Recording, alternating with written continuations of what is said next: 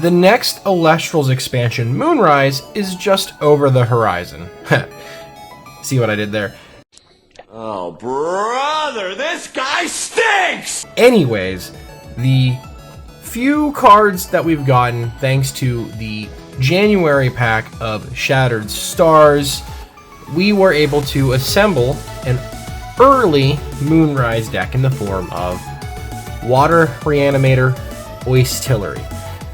This has been a little bit of a pet project for a hot minute. I've been waiting for this, and thanks to some inspiration from some of the people in the Elestrals Pennsylvania Discord, shout out to Log, that I was able to sleeve this up and play a few games with it at the LGS, as well as some testing online and so on and so forth. And honestly, this deck is super fun, and I think there's a lot of potential. And so this is just an early rough draft build, so you'll have to find your ways to optimize it. But we're just going to start off with the newest inclusion here is Oystillery. Oystillery is a 2 water enchantment, water Elestral, with 4 attack and 8 defense. You can special ascend it from your hand into an Oystress if you disenchant a water from your field. However, I don't play any Oystress, and the only real way to disenchant water from our field is going to be Atlantis. Maybe a more focused build with Poseidon and Oystress is available, but I like this. This feels just so much more aggressive. So you can discard a water card to target and destroy a card.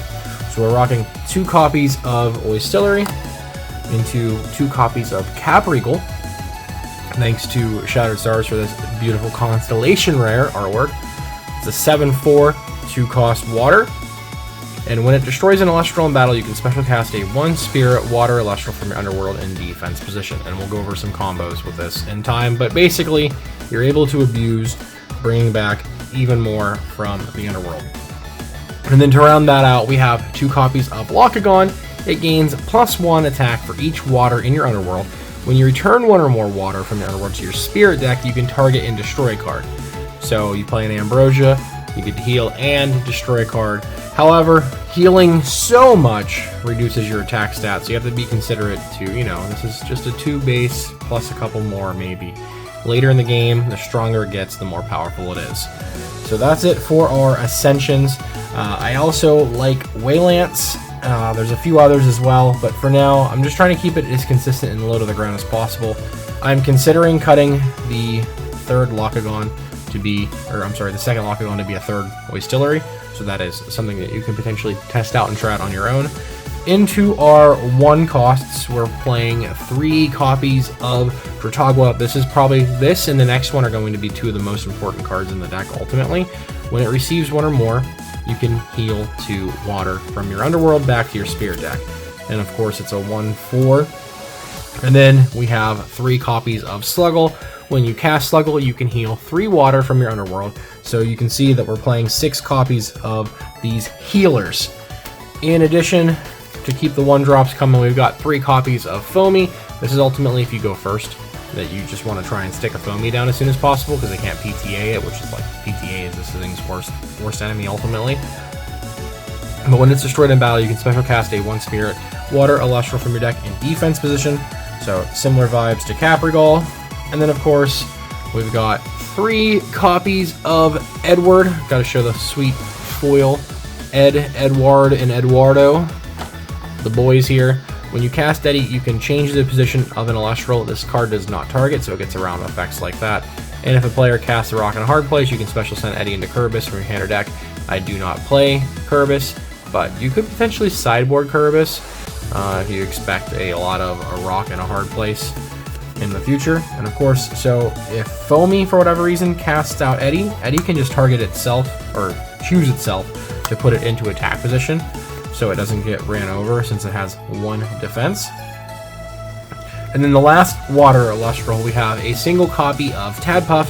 You can expend a water from your spirit deck to special cast this in attack position. So basically it's just like an extra bridge to ascend faster during your turn if you're missing some of the combo pieces. The very last Elestral in the deck is 1 copy of Jolton. When you normal cast this, you can search for a Stadium Room and add it to your hand. So we are playing a few Lightning to play the Jolton, and then that does help us find 3 copies of our Stadium Rune, Atlantis, just a default +1/+1 for every water enchanting each Elestral. So we definitely need 3 copies of Atlantis here to be able to facilitate the next card in this list, Rise from the Depths. You can only cast this when Atlantis is enchanted. You can target a 1-spirit Elestral in your underworld and special cast it. So effectively, Atlantis into Rise brings back any one of these, including the Tadpuff, and you do get their on play or when receive effects from this. So you can Rise Drutagwa, Sluggle, heal, you can Rise Eddie, switch positions, so on and so forth.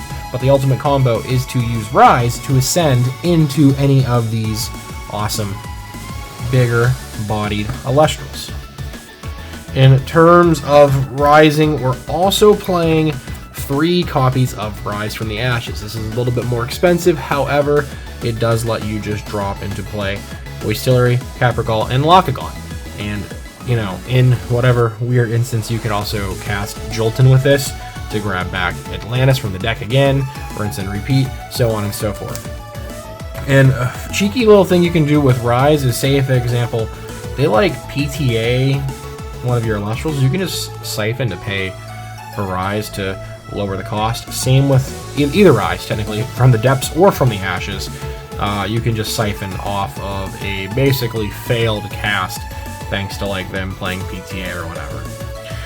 To help us achieve our super aggressive, self-harmful Rising here, we're playing 2 copies of the new card Hurricane, and this is a Moonrise card, but thanks to Locals and Tournament Pack Series 2, we're able to get early copies of these with the different artwork.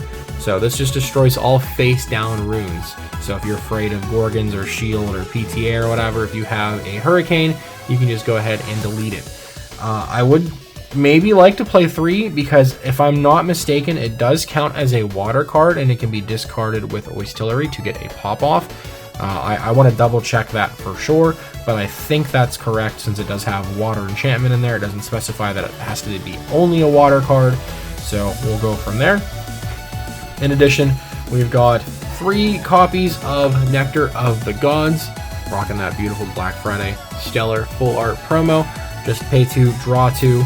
Again, getting 2 more water into the Underworld isn't the worst, because we have so many ways to abuse and reuse Drutagwa and Sluggle, as well as it does power up Lockagon in the end there. But you do want to just be able to find your big drops sooner than later so you can get them into play. Maybe you're finding a Hurricane, so on and so forth. And last but not least, you have to play 3 copies of Ambrosia to finish out our Invoke runes for a little additional healing. So between 3 Ambrosia, 3 Drutagwa, 3 Sluggle, you can effectively, if you just play them each once in a game, you're healing 3, 6, 9, 12, 15, 18, 20, 22, 24. And if you play these guys multiple times thanks to Rise or Caprigal, then you're in a great position. And then for the only counter runes, we're rocking 3 copies of Gorgon's Gaze, the staple, to shut things down. This is a very tight list, and in a lot of practices, it does seem like Game 1, honestly, like, is just so in your favor, and then Game 2, you need to side some of your one-ofs or your pieces or certain parts away to be able to continue to play the game effectively. So let's clean this up and then take a look at the Spear deck.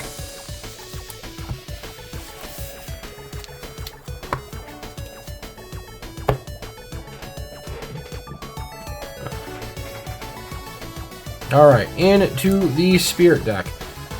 We're playing 3, 6, 9, 12, 14 Leviathan for our water stuff.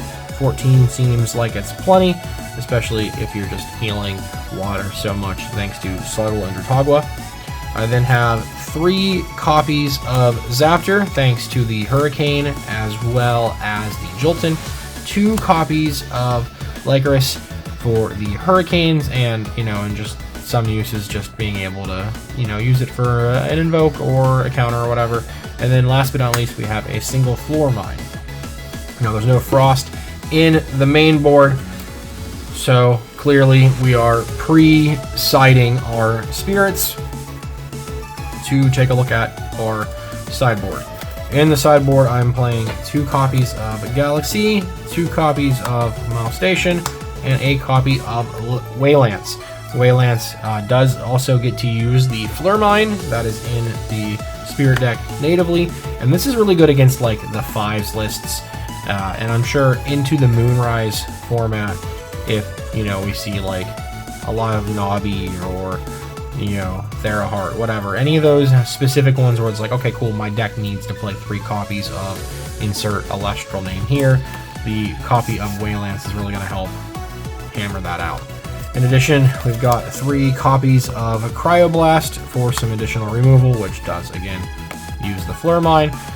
We play 3 just so we can find it sooner than later, and then if you play Ambrosia, you can just heal that Frost back. And then, rounding out, I've got 1 more piece of removal in the form of Resting on Your Laurels, which I would love to fit in the main deck, there's just not space. And then we're playing additional counter runes in the form of 3 Poison Tipped Arrow and 3 Shield of Achilles. So this is the sideboard. Pretty straightforward, ultimately. There's a lot of flex room.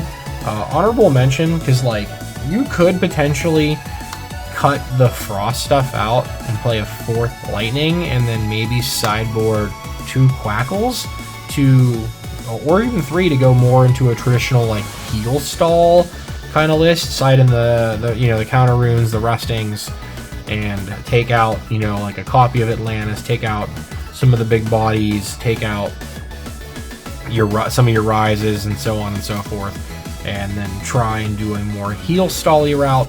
Of course, you could side in the Galaxies and Mile Stations and the counter runes to play a more traditional like wet 5s with heals kind of list. So there's a lot of different ways you could build a sideboard, let alone the main deck, and I hope you experiment with it and figure it out for yourself and see what you like best in the upcoming Moonrise format. We'll see really what ultimately goes down in the new format, but so far this is the first deck that I was able to sleeve up thanks to Tournament Pack and the Shattered Stars giving us the Oystillery line. But let me know what you think of this deck list down below in the comments. I'll be playing it a little bit more at the LGSs over the next few weeks. We have a Moonrise Sealed event coming up Saturday where we can play the starter decks, so I'm really excited for Moonrise. And for the Pokemon fans, if you made it this far for whatever reason, I promise there's Pokemon content coming. We'll be opening some Prismatic Evolutions if I can get my hands on any. But for the foreseeable future, expect a lot of Moonrise deck profiles, maybe some tabletop streams or gameplay, whatever. But that's it for me on this video. Hope you enjoyed my first Elestrals deck profile. Let me know what you think down below in the comments, and of course, I will see you guys in the next video. Peace out.